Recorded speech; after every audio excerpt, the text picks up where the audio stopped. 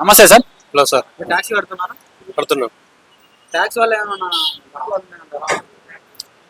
Tax వల్ల బెనిఫిషియరీకి లాభాలు లేవు, కాకుంటే దాన్ని ఒక యూనిఫైడ్ చేస్తే బాగుంటుంది నేషనల్ వైడ్. ట్యాక్స్ అనేది రెండు రకాలు, ఎందుకు sir? State tax, central tax. అలా ఉండకూడదండి, ఒక ట్యాక్సే ఉండాలి.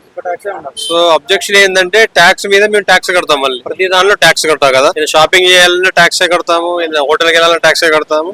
సో మీరు ట్యాక్స్ కట్టిన వాళ్ళ దగ్గర మళ్ళీ ట్యాక్స్ తీసుకోవడం ఇంకా అన్యాయం. 3 లక్షల పైన సంపాదించే వాళ్ళు ఎవరైనా సరే 5% ట్యాక్స్ కట్టాలని అంటున్నారు. దానివల్ల సామాన్యుడు ఏమైనా నష్టపోయే అవకాశం ఉందా సార్? అందరూ నష్టపోతారండి.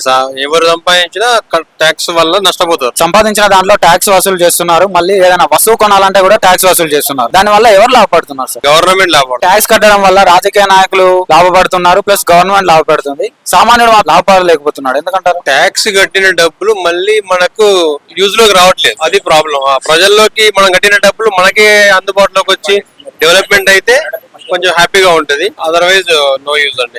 ట్యాక్స్ ద్వారా కట్టే డబ్బు అంతా ఎక్కడికి పోతుంది అనుకుంటున్నారు సార్? ఇవాళ డిస్ట్రిబ్యూట్ చేస్తారు, గవర్నమెంట్ పాలసీలను డిస్ట్రిబ్యూట్ చేస్తారు కాబట్టి ఆ ట్రాన్స్పరెన్సీ లేదండి, తెలియదు మనకు, ఎవరికి తెలియదు. ట్యాక్స్ వల్ల దేశం గానీ రాష్ట్రం గానీ బాగుపడుతుంది అనుకుంటున్నారా? అభివృద్ధి చెందుతుందని మీరు అనుకుంటున్నారా? దేశం బాగుపడుతుందండి, కాకపోతే కరెక్ట్ గా యూజ్ చేయాలి, కరెక్ట్ గా వసూలు చేసి కరెక్ట్ గా యూజ్ చేయాలి. నాట్ ఓన్లీ సాలరీ ఎంప్లాయీస్, మిగతా బిజినెస్ అందరి దగ్గర ప్రాపర్ ట్యాక్స్ తీసుకొని దెన్ ప్రాపర్ గా యూజ్ చేయాలి, అప్పుడు బాగుపడుతుంది.